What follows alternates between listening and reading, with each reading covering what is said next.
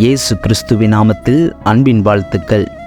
வேதாகமத்தின் பதிப்பாசிரியரான புகழ்பெற்ற C.A. ஸ்காஃபில்ட் என்பவர் தான் மனம் திரும்புவதற்கு முன்னர் குடிப்பழக்கத்திற்கு அடிமையாயிருந்தார்.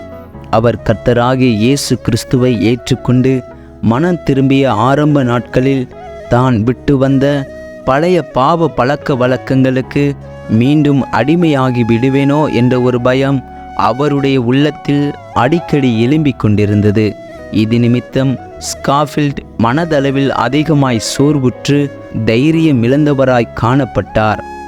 ஒரு நாள் தற்செயலாக செயின்ட் லூயிஸ் என்ற இடத்திலிருந்து கலையரங்கத்தின் வழியாக சென்று கொண்டிருந்தார். திறக்கப்பட்டிருந்த அந்த ஜன்னல் வழியாக அங்கு தொங்கவிடப்பட்டிருந்த ஓவியம் ஒன்றினை கண்டார்.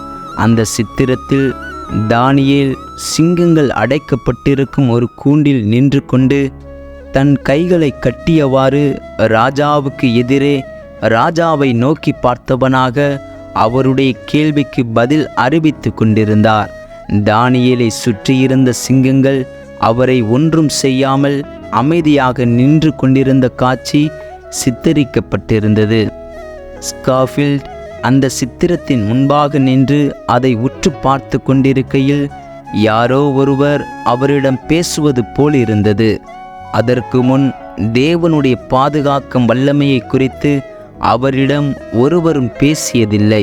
அச்சித்திரத்திற்கு முன் அவர் நின்று கொண்டு இருக்கையில் தன்னை சூழ நின்று கொண்டிருந்த சிங்கங்களுக்கு இரையாகாமல் தானியேலை பாதுகாத்தவராகிய நான் உன்னை சூழ சிங்கங்கள் போல நின்று கொண்டு உன்னை விழுங்கி விடுவது போல் பயமுறுத்தி கொண்டிருக்கும் உன்னுடைய பாவ பழக்க வழக்கங்கள் உன்னை மேற்கொள்ளாதவாறு உன்னை பாதுகாக்க மாட்டேனோ என்று தேவன் தன்னோடு பேசுவதை உணர்ந்தார். அப்போதுதான் அந்த தேவ மனிதன் தேவனுக்குள் பலன் அடைந்தார். தேவனுடைய பாதுகாக்கும் வல்லமையின் மேல் அவருக்கு ஒரு பெரிய விசுவாசம் உண்டாயிற்று.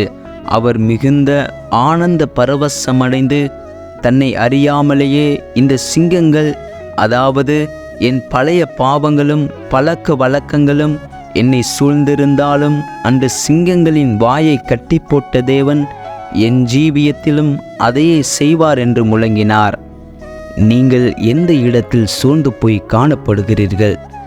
என்னுடைய இந்த ஆவிக்குரிய பிரயாணம் நித்தியம் சென்றடையுமா அல்லது என் சோதனைகள் என்னை அழித்து விடுமா என்று கலங்குகிறீர்களா?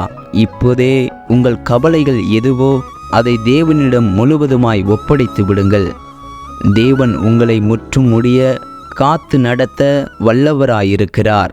அருமையான தேவ ஊழியர் அப்போஸ்தலனாகிய பவுல் இப்படியாக கூறுகிறார்: கர்த்தர் எல்லா தீமையினின்றும் என்னை இரட்சித்து தம்முடைய பரம ராஜ்யத்தை அடையும்படி காப்பாற்றுவார். 2 தீமோத்தேயு 4:18 கூறப்பட்டிருக்கிறது. வலுவாதபடி நம்மை காக்கவும் தமது மகிமையுள்ள சந்நிதானத்திலே மிகுந்த மகிழ்ச்சியோடே நம்மை மாசற்றவர்களாய் நிறுத்தவும் நாம் ஆராதிக்கும் தேவன் வல்லமை உள்ளவராயிருக்கிறார். அவரை சார்ந்து கொள்வோம். ஜெய வாழ்க்கையை அவர் நமக்கு தருவார். ஆமேன். இந்த காணொளி நிச்சயம் உங்களுக்கு பிரயோஜனமாய் இருக்கும் என்று நம்புகிறோம்.